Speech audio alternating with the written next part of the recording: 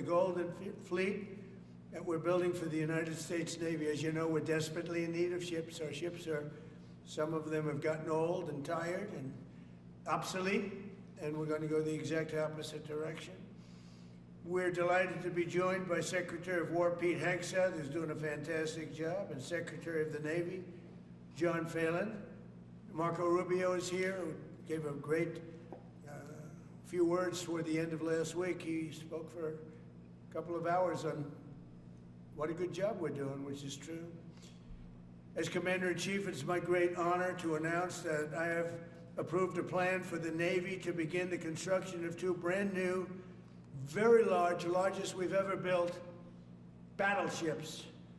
You know, you used to build the Iowa, the Missouri, the Wisconsin, the Alabama, many others. We had big battleships. These are bigger, but they will have 100 times they'll be 100 times the force, the power, and there's never been anything like these ships. These have been under design consideration for a long time, and it started with me in my first term, because I said, why aren't we doing battleships like we used to? And these are the best in the world. They'll be the fastest, the biggest, and by far 100 times more powerful than any battleship ever built. So if you look at the Iowa, the Missouri, Wisconsin, Alabama, and others, but they were similar in size, some a little bit bigger than the others, but if you take the biggest one, it's 100 times more powerful. They're longer by a little bit, but and they're bigger ships, but they hold much more. They use the word lethality. Battleships are the largest, sturdiest, and most heavily armed vessel built specifically for naval combat. While America has built many new warships over the years, they've tended to be smaller, much smaller, and not conducive to where we are and where we're going, and peace through strength.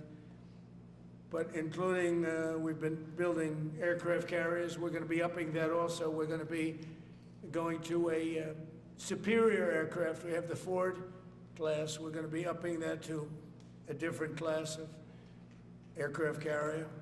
And we haven't built a battleship since 1994.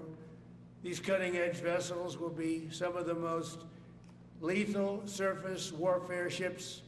They will be actually the most ever built other than our submarines. We have submarines which will have, in many ways, even more lethality, and we have many of them under construction. Each one of these will be the largest battleship in the history of our country, the largest battleship in the history of the world ever built. And again, it's 100 times more powerful than the previous Iowa class, it's called. Those are the big ones that you'd see on a show. Victory at Sea. I don't know if anyone's seen Victory at Sea, but it was a classic. They'll help maintain American military supremacy, revive the American shipbuilding industry, and inspire fear in America's enemies all over the world. We want respect. We're going to have it. We already have it. We're more respected now than we ever were. A year and a half ago, they laughed at us. Now they respect us again at levels that they've never respected us. We envision that these two ships, we're talking about 10, but we're going to start with 2, and we're going to quickly morph into 10. And ultimately, we think it's going to be anywhere from 20 to 25 of these. But we're starting with the first 2 immediately, and we're going to then be very quickly involved with, I think, we're going to do another 8. And then we're going to ultimately, and pretty quickly, have a total of about 20 to 25. We'll make that determination. We envision that these ships will be the first of a whole new class of battleships to be produced in the years to come. From Theodore Roosevelt, the Great White Fleet, you remember that, the Great White Fleet, to the legendary USS Missouri, whose massive guns helped win World War II. America's battleships have always been unmistakable symbols of national power. We stopped making them for whatever reason, I don't know. And I want to congratulate John Phelan, who is your Secretary of the Navy, he came to me the first day we met. He talked about battleships, and I said, "You're absolutely on the right track." He said, "Why are we doing other things? We have missiles, which are much more expensive." By the way, these battleships have tremendous numbers of missiles, but they also have guns. And in many ways, guns can do the trick just as well as missiles at a tiny fraction of the cost. Once completed, these new 30 to 40,000 ton plus vessels will be the flagships of the American naval fleet, and there has never been anything built like them. And I just want to, be very clear that we're building them here. We're working with others, but we're building them here. We have great Navy yards. We'll be negotiating with some of the companies that are running those yards, taking over the yards. We used to build a ship a day during World War II. Now we don't do ships very much anymore. We do military ships, we do submarines. By the way, we're 15 to 20 years advanced in our submarines over anybody else. That was one of the things that I did in my first term. We make the best submarines by far in the world. We're at least 15 years advanced ahead of anybody else in submarine development. Most powerful, that's right, the most powerful weapon anywhere in the world, undetectable. So the battleships are going to be armed just in terms of guns and missiles at the highest level. They'll also have hypersonic weapons, many hypersonic weapons, state-of-the-art electric rail guns, and even the high-powered lasers that you've been starting to read about. We have lasers where you aim the laser at a target and it just wipes it out. We're going to have, there'll be the most sophisticated lasers in the world, and the most sophisticated laser in the world will be on the battleships that we're building. They'll also carry the nuclear-armed, sea-launched cruise missiles currently under development, which will be instituted pretty quickly, but they're under development and they've proven to be extremely lethal. The U.S. Navy will lead the design of these ships along with me, because I'm a very aesthetic person, alongside our partners in American industry, and we're going to have Pete Hegseth and Marco and a lot of very talented people involved, but a lot of it's already been done. We've been doing this for months. The construction will create thousands of American jobs. We're going to have the jobs be created. I mean, already we have factories being built unrelated to this, although AI will be a big factor when it comes to these ships. They'll be very AI controlled. Today's announcement is yet another step in our mission to make the United States Navy stronger than ever before. Again, when you talk about 100 times the power of these massive ships that we had years ago, it's pretty amazing. And next week I'm going to meet with the defense prime contractors. I'm going to meet with them here, Florida. And we're going to be talking about production schedules because they're too slow. We have many countries, allies, that are wanting to buy. We make the greatest equipment in the world, by far. Nobody's even close, but they don't produce them fast enough. So we're going to be meeting with them to talk about the production schedules. We're going to have strong production schedules. And the only way they're going to be able to do that is to build new plants. Even with the F-35, we have many people who want the F-35 fighter jet, and it takes too long to deliver them to allies or to ourselves. It takes too long. The only way they're going to be able to deliver them is if they build new plants. They don't want to build new plants because that's expensive. So we're going to be discussing production schedules. We're going to be discussing CapEx spending. We'll be discussing the pay to executives where they're making $45 and $50 million a year and not being able to build quickly. They're going to make that kind of money. They have to build quickly. Again, we make the best equipment in the world, but they don't make them fast enough. And we're going to be also discussing dividends. We want the dividends to go into the creation of production facilities. So we'll be talking about all CapEx, dividends, and the pay. We're also going to be talking about buybacks. They spend so much money on buyback. They want to buy back their stock. I don't want them to buy back their stock. I want them to put the money in plant and equipment so they can build these planes fast, rapidly, like immediately. I mean, I have sold more planes than any president by far, times probably 20. So every time I go someplace, I sell 100 planes. That includes commercial planes, Boeings, etc., but it also includes fighter jets. And I'm always having to say 5 years, 6 years, 7 years, helicopters, Apache helicopters, many years. India bought them. They want to get them. They don't want to wait a long time. So we don't want to have executives making $50 million a year, issuing big dividends to everybody, and also doing buybacks. And then they say, well, we don't have the money to build a plant. They got to build plants. Plants to make F-35s, plants to make helicopters, plants to make the F-47 new jet. And that's it. And that's what I'm going to be talking to them about. They're going to start spending money on building airplanes and ships and the things that we need, not in 10 years and 15 years. We need them now. And we're strong about it. Last week, the Navy announced a brand new class of frigate, and they're going to be working with the South Korean company. Hanwha, a good company, recently agreed to invest $5 billion in Philadelphia Naval Shipyard. We're opening up the Philadelphia Shipyard. Once a great yard. Now it was a long time ago decommissioned, but now it's reopening. Working with the Navy and working with private companies. The record-setting defense bill I signed last week authorized $26 billion to build new ships, including destroyers and various others. We already have a lot of submarines, as you know, under construction. We're building a lot of submarines. I tell you, to be exact, we have right now 15 submarines under construction or ready to start. And we have, again, the greatest submarine in the world with our technology, like they talk about chips. Well, I would say submarines are a bigger deal than chips. We're at least 15 years ahead of any other competitor. China, Russia, nobody can come close. We're also building right now 3 large aircraft carriers in addition to the ones we have. And we have, actually, interestingly, we have a lot of submarines. How many submarines do we have now altogether, approximately? Over 30. Huh? Today. What? Over 30. We have over 30. But these are the super duper subs, and there's nothing like them. So we're going to be doing from 12 to 15 brand new submarines.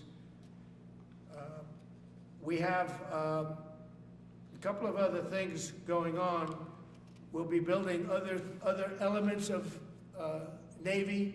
We'll be fixing up headquarters. We'll be fixing up places for our great sailors to live.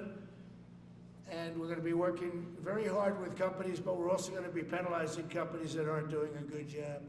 For instance, when they built the Ford, Gerald Ford, the cost overruns were ridiculous. That was done in Norfolk, Virginia. We're going to be talking about that with that company. The cost overruns were out of control. In World War II, the United States built upwards of 4 ships per day. Can you believe it? 4 ships a day, on average. And now there weren't all big warships, but there were ships, freighters, tankers. And it's a tragedy that we allowed this incredible capability just go astray. We don't do that much anymore. We do build our warships, but that's about it. But that's a lot. We're going to restore America as a major shipbuilding power. We're going to ensure the USA is the most powerful fleet anywhere in the world, and long into the future with battleships helping lead the way, and the submarines. And again, nobody competes with us on submarines. So I just want to thank everybody, and I'd like to ask Secretary Hegseth to say a few words, followed by the Secretary, but if you would, Secretary of the Navy. But Pete's doing a fantastic job. By the way, we have drugs are down 96.2% coming into the United States. 92.6 by sea. And soon we'll be starting the same program on land. The land is much easier. But every one of those boats that we knocked out saved 25,000 lives. So we saved 25,000 lives every time we knock out one of those boats with the drugs pouring in. And you just have to see it. I mean, people say, oh, gee, do you think it was really drugs? Well, just take a look. Bags all over the place. That's not fishing equipment. There's no fishing rods on those boats. They move fast. When you see a boat with 4 engines or 5 engines on, going 40, 50 miles an hour, well, they get hit. We save 25,000 lives every single time we knock out a boat, and it's over 96% stopped by sea. We're trying to figure out who the other 4% are, frankly. And we're going to have the same success, but even quicker, because it's much easier on land. If they want to come by land, they're going to end up having a big problem. They're going to get blown to pieces, because we don't want our people poisoned. 300,000 people died, probably last year 300,000. A lot of people say it was 200.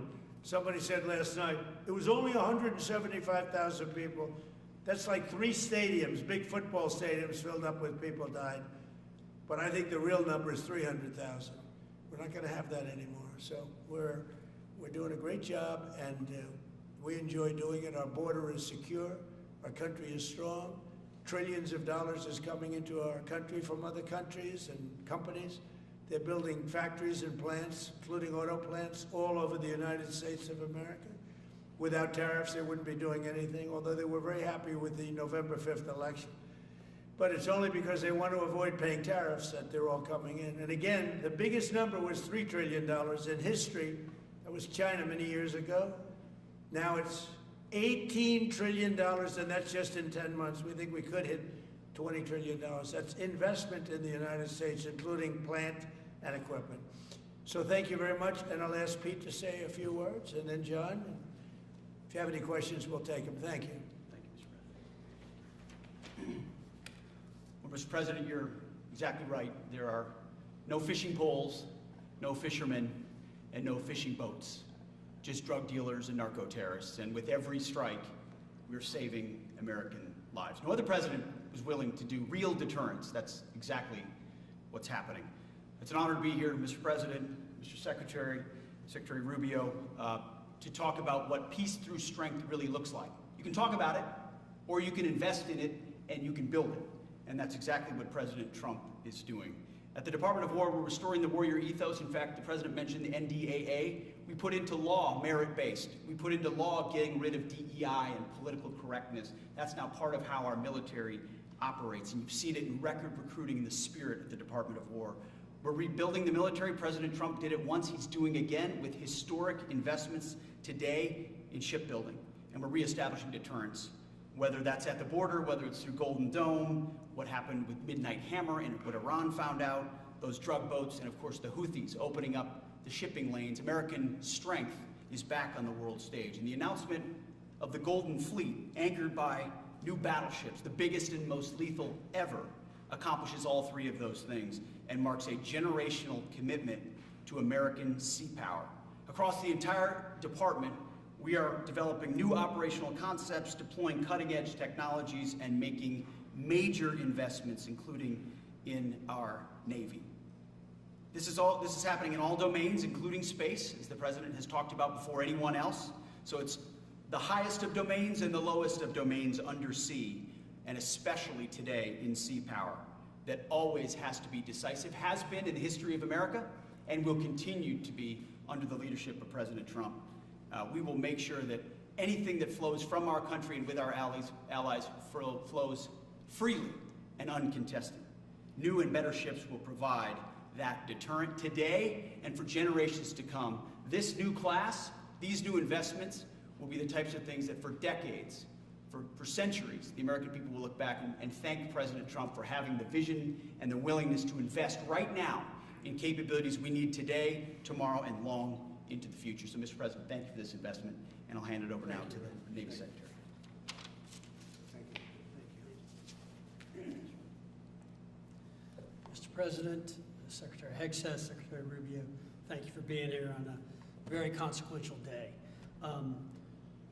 From my very first conversation with President Trump about serving as the Secretary of the Navy, he's talked about the great Iowa-class battleship and why America doesn't build ships anymore with that kind of offensive firepower that takes the fight to the enemy. During my time in the job, I've talked extensively with our combatant commanders, like Admiral Paparo and Admiral Cooper, and our CNO, Admiral Cottle. What I've learned is that not only is the president's idea a good one, it's something that Navy desperately needs and now has a formal requirement for. The future Trump-class battleship, the USS Defiant, will be the largest, deadliest, and most versatile and best-looking warship anywhere on the world's oceans. I want to thank the President for his vision to make this game-changing capability for the United States Navy. The Iowa was designed to go on the attack with the biggest guns, and that's exactly what will define the Trump-class battleships. Offensive firepower from the biggest guns of our era. This ship isn't just to swat the arrows. It is going to reach out and kill the archers. And for the first time in generations, we'll have it carry the nuclear-armed, sea-launched cruise missile. Striking dominance isn't all that the Trump-class battleship brings to the fight at sea. It has the size and capacity to serve as a flagship for our fleet commanders so that they can command and control naval forces far out to sea. As shown in the series, and the President mentioned it, Victory at Sea, Admirals Bull Halsey and Raymond Spruance commanded the war in the Pacific from their battleship flagships during World War II. Now this new battleship will command everything from warships to drones and everything in between. We're going to make battle groups great again. And this is just one piece of the President's Golden Fleet that we're going to build with the investments he talked about. A new frigate, the right frigate, the one our warfighters have told us they need. More amphibious power for our Marines with new capabilities like the medium landing ship. As part of the Navy's high-low mix, we're moving out aggressively on unmanned vessels with funding from the President's One Big Beautiful Bill to bring options to the fight and pull new, non-traditional defense partners into the American shipbuilding ecosystem. And we're making a generational investment in support ships. Logistics wins wars, and that kind of shipbuilding is the spark that will ignite the industrial base and help power the commercial shipbuilding that the President has called for. Under your leadership, Mr. President, we will have more tonnage and firepower under construction than ever before in our history. Building the President's Golden Fleet means jobs across the United States, now. There'll be work for shipyards everywhere, from Philadelphia to San Diego, from Maine to Mississippi, from the Great Lakes to the Gulf Coast. And for manufacturers that will build components for this battleship in every state. The President has been clear. We must bring back our American maritime industrial might. And he has told me many times that as Secretary of the Navy, it is my job to equip our sailors to win the fight at sea with the finest ships in our history. To conclude, the USS Defiant battleship will inspire awe and reverence for the American flag whenever it pulls into a foreign port. It will be a source of pride for every American when it brings home our brave sailors who will sail defiant, raise their fists, and say, "We are peace through strength." And our adversaries will know when the Trump-class USS Defiant appears on the horizon, American victory at sea is inevitable. Thank you, Mr. President. Now when a conflict arises, you are going to ask not one, but two questions. Where are the carriers and where are the battleships? Thank you. Thank you very much. I just want to mention that John Phelan is one of the most successful businessmen in the country, in our country. Been a tremendous success, and he wanted to do this, and for nothing. He's taken probably the largest salary cut in history, but he wanted to do it. He wants to rebuild our Navy, and you needed that kind of a brain to do it properly. So I just wanted to give you a little information on him, which is probably enough. But one of the most successful men in the country, and he's that because he understands it, and he understands finance in addition to what we're talking about. Somebody who's doing a fantastic job is Marco Rubio, Secretary of State. And Marco, maybe say a few words, and then we'll answer some questions. Thank you. Thank you, Mr. President. And I don't have much to add. This is a phenomenal presentation. Thank you, Mr. President. This is American industrial power returning. This is the ability, once again, to rebuild, to have industry in the United States. This this is generational in the change, not just in terms of applying American war power, increasing our ability to protect the seas. The U.S. Navy is the single biggest source of peace in the world of all of our forces because it gives us a global footprint. But it rebuilds American industrial capacity. The ability to make things again in our country has been critical to what the President's agenda has been all about, and this is a tangible reminder of it. And I know the country's grateful for it, and generations of Americans will be grateful for it. So thank you. Thank you, Marco. By the way, I think I'd just like to point out that these ships are made of steel as opposed to aluminum. It's a big difference, as you know. Battleships, the great battleships, had 6- and 7-inch steel hulls, and these are going to be likewise made out of very powerful steel. Our steel industry is coming back very strongly, by the way. It's coming back at record numbers, and we're going to be using them for the steel, but as opposed to an aluminum side, which, in all fairness, is not the same. So, John, we're going with all steel, I understand. Yes, sir. And it's going to be something that people are surprised, more expensive, but not even comparable in terms of the importance and the strength. Yeah, please. What's your timetable for these first two ships, and do you see them as a Yeah, counter we'll to China? we'll start almost immediately, and we'll probably talking about 2.5 years. And in terms of the mission, do you see it as a counter to China? It's a counter to everybody. It's not China. We get along great with China. I have a great relationship with President Xi, and not China. It's just everybody. You don't know who comes along, but we just wanted peace through strength. Hopefully, we never have to use them, but there will never be anything built like these. Think of it. Those battleships are incredible. These have 100 times the power. Think of that. I mean, and they were big and they were powerful. You know, I thought about taking some that are in dry dock and changing them, and then when I said that, you know, if we did, would be about, we could increase, if we doubled them, they'd be at like just a tiny fraction of what one of these was. This is the new technology, which is incredible. So we decided pretty early on not to do that. Yeah, please. Mr. President, Julio Rosas with Most Peaceful.media. You just referenced the lower amount of illegal drugs that are coming by sea, and you just said that you're going to start that same program on land soon. Are you just referring to Venezuela, or are you referring to No, other countries in Latin America? Anywhere drugs are pouring in, anywhere, not just Venezuela. Yes. Speaking of Venezuela, Ma'am? oil. What are we going to do with the oil that we have? Going to do with what? The oil that has been seized. The United States seized 1.9 million barrels of oil on December 10th. We're going to keep it. We're keeping. Where's it? Are we going to sell it or put it in the strategic Maybe oil we'll sell reserve? it, maybe we'll keep it. Maybe we'll use it in the strategic reserves. We're keeping it. We're keeping the ships also. Yeah, please.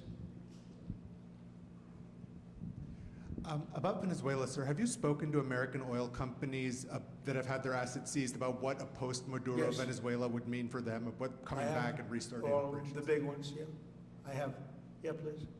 Why do you feel like this initiative was neglected for so many years, and does this come amidst the rising tensions between the U.S. and Venezuela? We're talking about with Venezuela? Yes. Well, you had a different kind of a president before me. They didn't mind being ripped off. They didn't mind being robbed. They didn't mind drugs pouring into our country. They didn't mind the jails of Venezuela and Trinidad, Nicaragua being emptied into the U.S., where they take over Colorado and other places. I do mind. So you had a different kind of a president. I hope people are enjoying it because we've never been respected more than we are now. Yeah, please. Thank you. Thank you, Mr. President. Were you surprised by the number of photos of Bill Clinton in the Epstein files? And can you commit to their By full... what? And were you surprised by the number of photos of Bill Clinton in the Epstein files? And can you commit to their full release by the end of the year? Some of the victims were protesting that too many of them were redacted. I know there are a lot of people that are angry about all of the pictures of other people, you know, but I think it's terrible. Look, I like Bill Clinton. I've always gotten along with Bill Clinton. I've been nice to him. He's been nice to me. We've always gotten along. Respect him.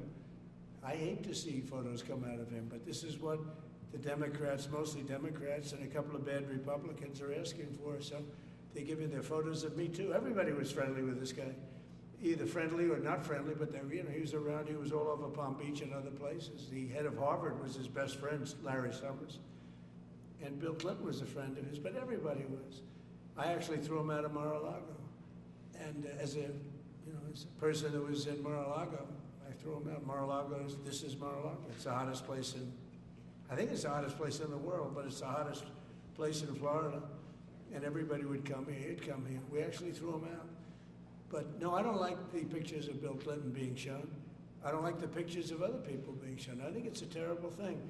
I think Bill Clinton's a big boy, he can handle it, but you probably have pictures being exposed of other people that innocently met Jeffrey Epstein years ago, many years ago, and they're highly respected bankers and lawyers and others, and they'll end up, because of guys like Massey, who's a real lowlife, whose polls are down to about 9%, by the way, in the great state of Kentucky. If you look at Kentucky, Kentucky is such a great place, but I don't know, they've got a couple of people on there that are very strange in terms of leadership, but Massey's a loser, and he likes it, and then he works with the Democrats. He's just being used by the Democrats, because what this whole thing is with Epstein is a way of trying to deflect from the tremendous success that the Republican Party has. Like, for instance, today we're building the biggest ships in the world, most powerful ships in the world, and they're asking me questions about Jeffrey Epstein. I thought that was finished. I believe they gave over 100,000 pages of documents, and there is tremendous backlash. It's an interesting question, because a lot of people are very angry that pictures are being released of other people that really had nothing to do with Epstein, but they're in a picture with him because he was at a party, and you ruin a reputation of somebody. So a lot of people are very angry that this continues. A lot of Republicans are angry because of the fact that it's just used to deflect against a tremendous success. Look, we have $18 trillion coming into our country. We have, I believe, we're going to have the most successful economy in history. We inherited a mess. Now prices are coming way down. Gasoline is less than $2 in some states. $1.99, $1.97, $1.95 a gallon. $1.95. Think of that. A gallon. Nobody ever thought they'd see that. They don't want to talk about that. They want to talk about Epstein. And the problem is a lot of Democrats are being caught up in the web, like Larry Summers. Larry Summers was the head of Harvard. He's now been forced to resign from every board he's on, and he was thrown off the Harvard board. Now he was at Epstein's Island a lot. I wasn't. I never went there, by the way. But fortunately, it's nice. But I never went there. But a lot of people did go there. But instead of talking about the battleships, or instead of talking about most favored nations drugs, we're bringing down drug prices like at a level that has never even been thought of, by thousands. Think of it, by 1,000%, by 1,200, 1,300, 1,400% in some cases. A drug that sells for $10 in London is costing $130 in New York. We're bringing it down to $20, and they're going to go up to 20. So they're going from 10 to 20, which is a doubling. It's a doubling. That's a lot, but it's a doubling. But we're going down to 20. So we're going down, if you can do your own math, but it's 2,000%, 3,000%. It's pretty amazing. And the New York Times had a story about it, a small story, way in the back of the paper. It's the single biggest thing to happen with respect to drugs probably in 50 years. It's never been anything like this.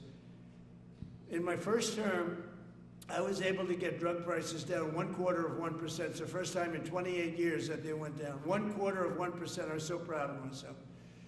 Now we're doing them 2,000%, 1,500%, 1,200%.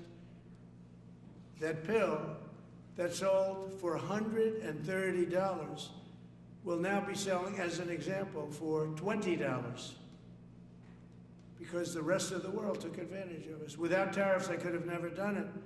I called up the heads of the countries, as an example. France, I spoke to a very good man, President Macron of France, and I said, Emmanuel, you have to raise your drug prices. He said, no, we will not do that. I said, you have to. He said, no, I don't want to do that. Look, you're asking me for go to $10 to $20. You're going to come way down to 20. We don't want to do that. Now, in all fairness, no other president even tried. But if they did try, there was actually a fake story in stupid USA Today. I didn't even think they make it anymore. I haven't. But I saw a story where Biden was trying to do this. Biden never tried to do it. Biden didn't know he was alive. He never tried to do it. But they're taking it from $10 to $20. So he would say, and the other leader said the same thing. No, we won't do it. I said, no, you're going to do it 100%. They said, nope, we're not doing it. We're not going to double our price. Because, again, if you go from $10 to $20, they're doubling their price. We're coming now, though, from $130 to $20, because we're going to get the lowest drug prices in the world. Whatever the lowest price is called favored nations, we're going to have the lowest price. So I said, no, you're going to. No, I will not do this. Politically, it's unacceptable. I said, Emmanuel, you're going to do it 100%. Please accept it now. Be nice. You're going to do it 100%. No, I will not. I said, yes, you are. He said, why do you keep telling me I am when I'm not? Because if you don't do it, I'm going to put a 25% tariff on everything France sells into the United States of America. And that's approximately 20 times more than I'm asking for with respect to drug prices. He said, I see. I agreed to do it. Every other country said the exact same thing. They all said, no, I will not do it. I said, all right, on Monday morning you'll have the 25% tariff, everything you sell. In the case of France, it was wine, champagne, cars, everything they sell. It's 25 to 30 times the price of what we're talking at 25%. Every single country agreed. And that was a big problem. The drug companies were difficult, but fine, because we have a certain control over the drug companies. We had no control over these foreign nations. So every single country has agreed to do this. So we will take that pill price down as an example, talking about not just pills, we're talking about everything. We'll take it down from $130 a pill down to $20 a pill. And the rest of the world will take it from $10 a pill up to $20. It's the biggest thing ever to happen, and it's covered, barely covered in the New York Times, because it's a fake newspaper. Yeah. Mr. President, on shipbuilding, how is the administration plan to ensure that there's sufficient workforce availability as you're producing these ships? Could you speak up? How does the administration plan to ensure there is sufficient workforce availability as you're producing these ships? We're going to have we're going to have tremendous workforce availability. We're also going to have robots helping us. We're going to have a lot of robots helping us because we need it. And because we're going to town, we're building a lot between the AI and the auto plants. So we're going to need robots. We're going to have robots, but that's going to help us. We're going to have a tremendous workforce. And in order to operate you're always going to need people. You know, you can have robots, but you're going to have to get somebody to start those robots, and you're going to have to improve the robots. But we're going to have robotic factories plus manpower. So we're going to have enough. We're going to need the help of robots and other forms of, I guess you could say, employment. We're going to be employing a lot of artificial things, but the beauty is we're going to have more jobs than we've ever had. Just so you know, a number came out the other day. We have more jobs right now in the United States. More people are working right now in the United States than at any time in the history of our country. Think of that. Pretty amazing. So we'll have the help of, mechanical help, if you want to call it that, but we'll have tremendous employment. They'll be paid a lot of money. They'll do better than they ever did. Okay? Mr. President, some may have been expecting a different kind of announcement today, hearing your Secretary of War and Secretary of State here. You mentioned strikes on land in Venezuela more than 15 times, even now, just in your recent remarks. Why should Maduro take your threats seriously? And He can do whatever he wants. What's your end game? Maduro? What's your end game? There's no answer. He can do whatever he wants. I mean, we have a massive armada formed, the biggest we've ever had, and by far the biggest we've ever had in South America. He can do whatever he wants. It's all right. Whatever he wants to do. If he wants to do something, if he plays tough, it'll be the last time he's ever able to play tough. But they sent their prisoners into us. They sent people from jails, prisons. They sent people from mental institutions and insane asylums into the United States. Just walked right in because Biden had an open border policy. What the Biden administration did to our country can never be forgotten. They took in millions and millions, 25 million people over the course of 4 years.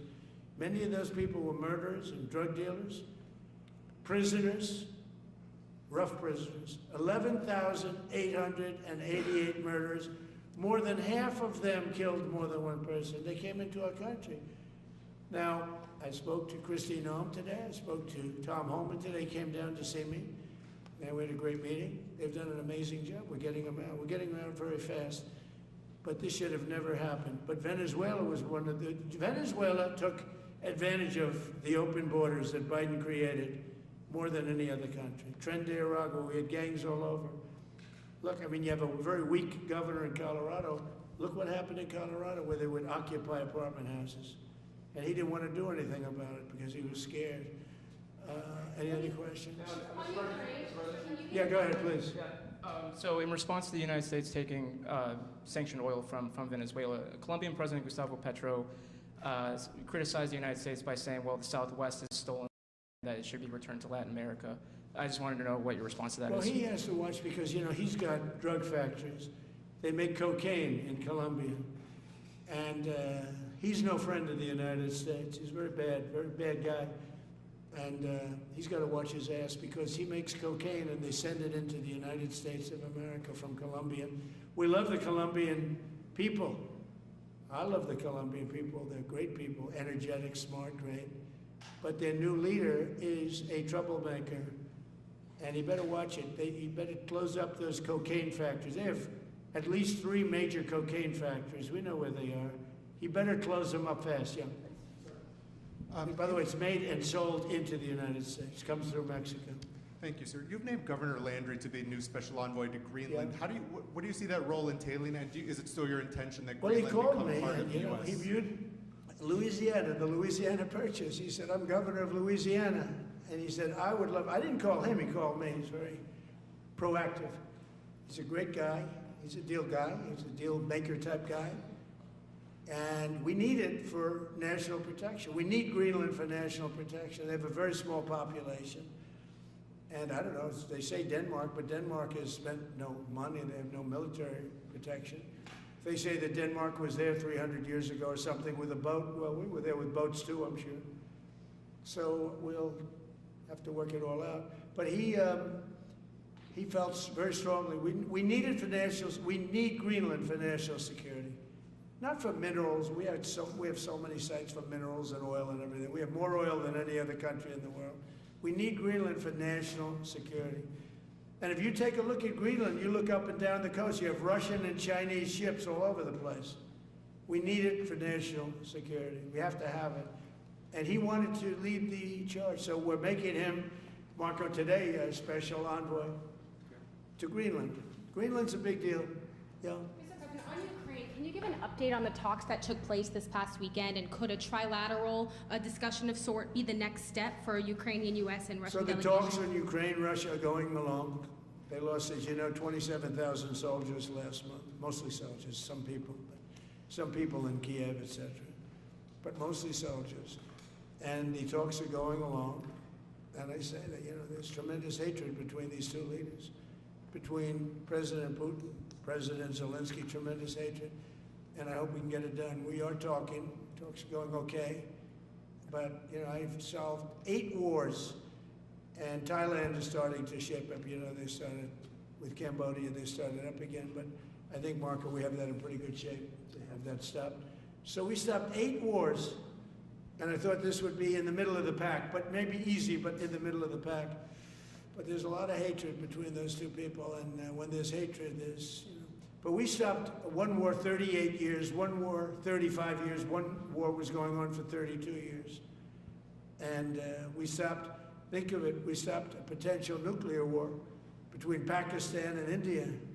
And the head of Pakistan, highly respected general, he's a field marshal, and also the Prime Minister of Pakistan said, President Trump saved 10 million lives, maybe more, by getting that war. You know, 8 planes were shot down. That war was starting to rage. And he actually said the other day that President Trump saved 10 million lives, maybe more. So we solved all these wars. The only one I haven't solved yet is Russia, Ukraine. Are you still pushing for the Christmas date deadline with Russia and Ukraine? And have you spoken with Putin or Zelensky or plan to push the deal? Well, I'll do whatever I have to do. I mean, I'd like to see it stop. Look, we don't lose any money on that war anymore. You know, Biden gave $350 billion, and who knows what happened to it. We now sell missiles, planes, all of the best military equipment. We sell it to NATO. We got NATO to go from 2% GDP to 5%. Nobody believed that to this day. Nobody's going to write that, but nobody believed it. And they take that money and they pay it to the United States for weapons. So we sell weapons to NATO. We sell full price. We sell weapons to NATO, and NATO takes those weapons and probably distributes them, but gives a lot of them to Ukraine. So we don't lose any money like we did with Biden. He was spending money like a fool. He was a fool. What he did to our country is so horrible. But he gave $350 billion between cash, gave a lot of cash, $350 between cash and weapons. You remember at the beginning of that whole thing, I gave them javelins. Javelins are the anti-tank busters. And President Obama at the time gave them sheets. I gave them javelins. They gave them sheets. But you know, the bottom line is I think they're all tired of that war. Everyone's tired of that war. It's got to stop. Yeah, please. The U.S. was in active pursuit of a sanctioned oil tanker yesterday. Are you able to share what became of that tanker? Was the U.S. able to seize No, it? it's moving along, and we'll end up getting it. Yeah, we're actually pursuing it. Can you imagine? Because it came from the wrong location. It came out of Venezuela, and it was sanctioned. Yeah, please. Ultimate goal in Venezuela to force Maduro from power. Well, I think it probably would. I can't tell that. That's up to him what he wants to do. I think it would be smart for him to do that. But again, we're going to find out. Look, Venezuela did terrible things to the United States. They sent hundreds of thousands of people, millions of people into our open border. They sent their criminals, they sent their prisoners, they sent their drug dealers, they sent their mentally insane and incompetent people into our country more than any other country. Others did too. The Congo did. Others did too. And we just let them come right in because we were run by a stupid president. But you don't have a stupid president anymore. Mr. President, have you set up the meeting with the healthcare insurers just yet? And what are you hoping to get? I'll be setting it up. I think we're going to meet with the healthcare insurers, the insurance companies. So what I'm asking for in healthcare is very simple. Obamacare is a disaster. I call it the Unaffordable Care Act. Unaffordable as opposed to, it's unaffordable. They're going to have a tremendous increase in premiums, which is Obamacare, which is them, the Democrats' fault. They'll try and blame Republicans. It has nothing to do with us. It's the Democrats' fault. What I want to do is we spend hundreds of billions of dollars a year that go to insurance companies. I want that money to go to the people and let the people buy their own health care. And everybody loves it. It's become our issue.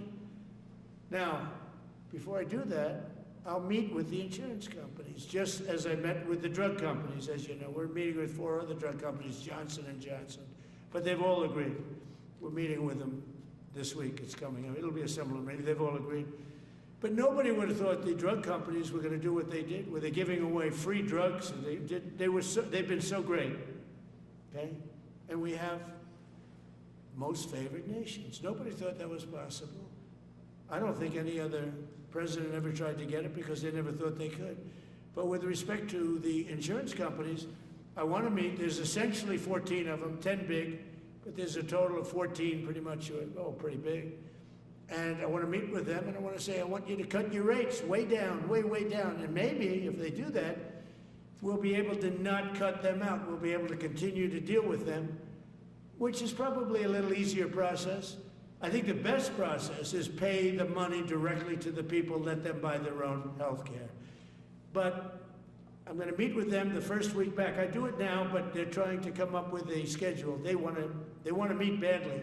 They've told me, but they want to come up with a schedule. I said, make it a good schedule. Your rates have to come way down. We're also going to meet with other insurance companies because under Biden, the insurance rates have gone through the roof.